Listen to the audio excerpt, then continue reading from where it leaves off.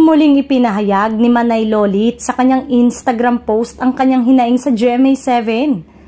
Ipinahayag ni Lolit ang kanyang pagkadismaya dahil hindi binibigyan ng GMA ng sapat na proyekto ang mahusay na aktres na si Rian Ramos.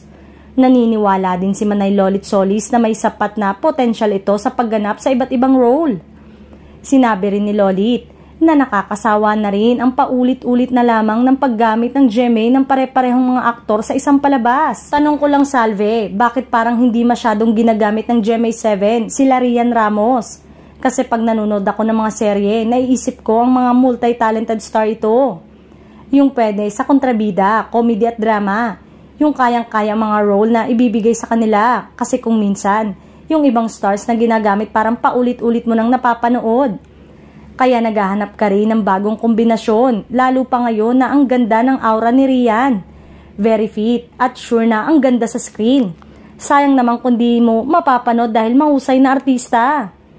Calling GMA7, please bigyan nyo ng lead star ito. Ang husay na artista, gawin nating busy.